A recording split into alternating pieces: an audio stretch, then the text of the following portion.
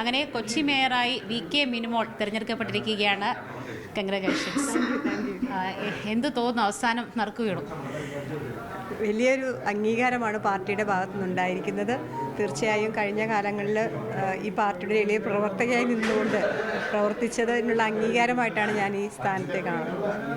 അപ്പോൾ DCC president പറഞ്ഞതനുസരിച്ച് ഇതുപോലെ തന്നെ 4ാം തവണ അത് തന്നെയാണ്, പരിചയ സമ്പത്ത് തന്നെയാണ് അർഹതപ്പെട്ട അംഗീകാരമായി എത്തിയതെന്നാണ്. തീർച്ചയായും ഞാനും കരുതുന്നത് അങ്ങനെ തന്നെയാണ്. കാരണം കൊച്ചി പോലുള്ള ഒരു നഗരത്തിൻ്റെ ഒരു മേയറായി വരുമ്പോൾ അതായിരിക്കും പരിഗണിച്ചിരിക്കുന്നതെന്ന് ഞാനും കരുതുന്നു. അപ്പം ഈ 3 ആൾക്കാരുടെ പേരുകൾ നമുക്കറിയാം. ദീപ്തി മേരി വർഗീസ്, ഷൈനി മാത്യു, അതുപോലെ തന്നെ VK മിനിമോൾ.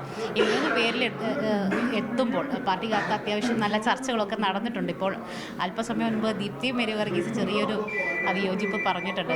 KPCC മാനദണ്ഡമൊന്നും പാലിച്ചിട്ടില്ല. അതിനെന്തെങ്കിലും പ്രതികരണം ഉണ്ടോ?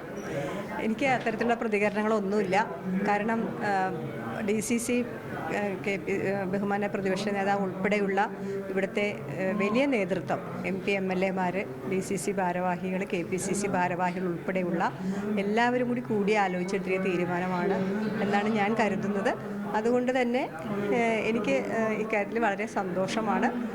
ലഭിച്ചിരിക്കുന്ന സമയം നല്ല രീതിയിൽ ജനങ്ങൾക്ക് വേണ്ടി പ്രവർത്തിക്കുക എന്നുള്ളതാണ് ഞാൻ കരുതുന്നത്. പ്രചാരണ സമയത്തൊക്കെ ഏറ്റവും കൂടുതൽ പറഞ്ഞുകൊണ്ടിരുന്ന ഒരു കാര്യം UDFൻ്റെ ഒരുപാട് വികസന പ്രവർത്തനങ്ങളാണ്. LDF അത് തുടർച്ചയായിരുന്നു.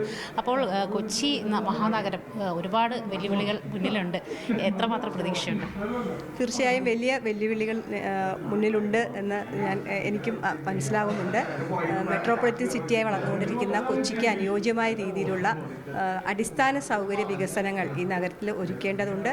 2010 ടോണി ചമ്മണി തുടങ്ങി വെച്ച വികസന പ്രവർത്തനങ്ങൾ ഇപ്പോൾ 2025 പുതിയ ഒരു കൊച്ചിയിലേക്ക് നമ്മൾ ഈ നഗരത്തെ കൈപിടിച്ചുയർത്തേണ്ടതുണ്ട്. അതിന് ഞങ്ങൾ ടീം UDF എല്ലാവരും ഒറ്റക്കെട്ടായി നിന്നുകൊണ്ട് തന്നെ മുതിർന്ന നേതാക്കന്മാരോട്ടൊക്കെ കൂടിയാലോചിച്ചുകൊണ്ട് അതിനുള്ള പദ്ധതികൾ വിഭാവനം ചെയ്ത് നടപ്പാക്കാൻ ശ്രമിക്കും.